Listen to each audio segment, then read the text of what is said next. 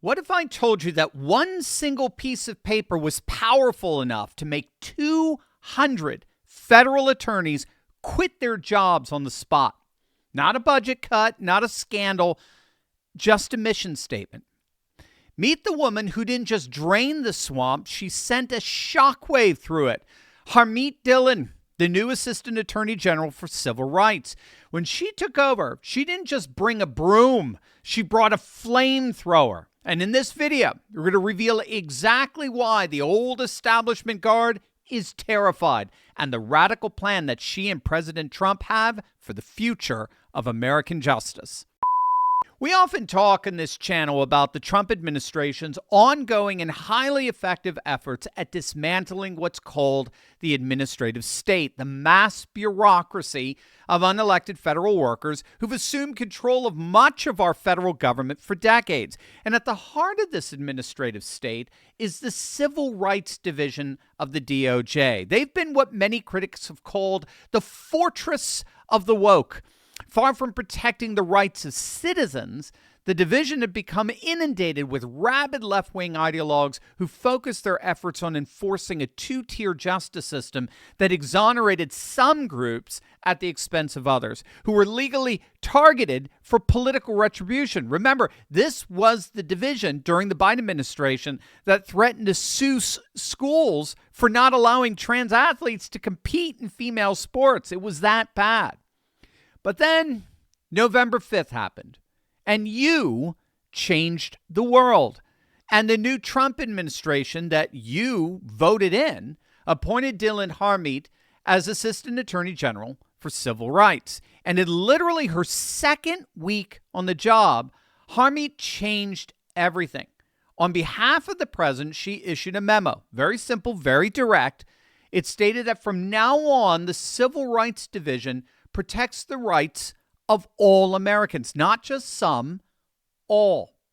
The two-tier justice system that weaponized race, gender, and sexuality to push a far-left ideological agenda had officially come to an end. Instead, Dillon explicitly stated that the division will pivot away from Biden-era priorities. Instead of focusing on traditional civil rights protections for racial and sexual minorities, the new agenda will emphasize dismantling all DEI, all diversity, equity, inclusion programs, not just in the department, but all throughout the nation. They would be completely burying Biden's transgender rights policies, and they would be committed to weeding out and ending anti-Christian bias throughout the country. In other words, this is a Justice Department for all, not just some. Now, to you and me, that sounds like, well, the law. But to the entrenched bureaucracy, it was kryptonite. It was sunlight to a vampire. Almost immediately after that memo was released, over 100 civil rights attorneys showed their true colors and resigned on the spot. Overnight, Dillon lost a third of the division's civil rights attorneys. Now think about that. A third of her staff walked out because they were told that they had to treat everyone equally. And Dillon's reaction? Did she beg for them to stay? Did she cower? Did she apologize? Mea culpa. No. She held the door open for them. She doubled down. She openly and publicly welcomed and accepted these resignations as signs that nature was healing, that the administrative state that had so adversely ravaged the politics of our nation was taking itself out. In fact, she doubled down so much in the new direction of the Civil Rights Division that more and more and more attorneys came out and said, we can't do this. We're done. We're left-wing ideologues. We have no home here anymore. As of just weeks ago, altogether, upwards of 70% of the DOJ's Civil Rights Division, that's over 200 attorneys, accepted a resignation offer. They are gone. And again, Dillon didn't bat an eye. I mean, she said that the departures represented far-left ideologues unwilling to enforce federal law neutrally. And she noted, too, the irony in all this. These weren't mass firings. These weren't mass dismissals. This was rather staff self-selecting out over fundamental disagreements about the division's new mission, which, may I remind you, was now about protecting the rights of all, not merely some. But what Harmeet Dillon is doing here goes way beyond the Civil Rights Division of the DOJ. She represents a whole new breed of Republican, one inspired by President Trump that recognizes how to truly use political power on behalf of the people. Now, of course, this isn't how the legacy media is spinning it. They're pushing the nonsense that Dillon is just an extension of an autocratic authoritarian presidency running roughshod over the Constitution. But that's only because the legacy media doesn't report news. It reports narratives. What's sold as neutral reporting is too often activism in disguise, crafted to guide perception rather than reveal truth. And as a result, millions are waking up to the realization that the news is broken. But it doesn't have to stay that way. And luckily, there's a solution. Ground News brings together headlines from over 50,000 news sources and makes it easy to understand what's happening. But what really makes it powerful is the transparency. You don't just see the stories. You see the political bias behind every source, the ownership ties, and the coverage breakdown across the spectrum. That's why over 1 million people have downloaded Ground News. Check it out for yourself at ground.news/Steve. I have to say my favorite feature is the blind spot feed. It shows you which stories are blowing up on one side of the aisle, but barely mentioned on the other. It's the clearest way to see media bias in action. So, for example, here's a story the left is totally ignoring. It's a story on Vice President J.D. Vance backing President Trump's call to arrest the seditious six, right? Those 6 Democrat lawmakers who released a video urging military and intelligence officials to disrupt the chain of command. Every single Democrat involved admitted Trump has never given an unlawful order. And so the legacy media just chose to ignore it. Now, of course, the right ignores its stories too, but now you'll know. So with every story, Ground News shows you the entire spectrum of who's reporting from left, right, and center, how reliable each source is, and who owns each outlet. I mean, it's literally everything the corporate press doesn't want you to see. And right now, you can get 40% off the Vantage plan, which gives you unlimited access to all the features that I personally use for about $5 a month. Just visit ground.news/Steve, click the link in the description, or scan the QR code. That's ground.news/Steve.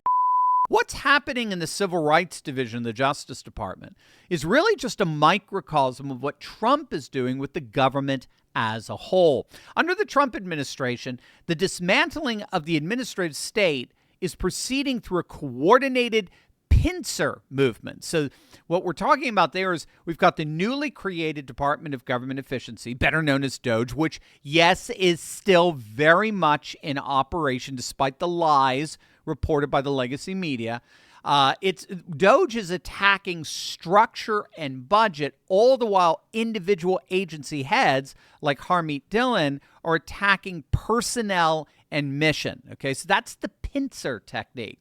So ultimately, these efforts are targeting, if you can believe it, their goal is to target an astonishing 75% of the federal workforce. That's how much they ultimately want to cut over the next 3 years, which ironically is exactly what happened with the over 200 mass resignations in the Civil Rights Division. That was about 70% of their just over 300 attorneys and staff. So thus far, the Trump administration has shed nearly 320,000 federal jobs and one of the largest mass layoffs in D.C.'s history. That number is only going to continue to grow as the mass layoffs continue throughout Trump's tenure.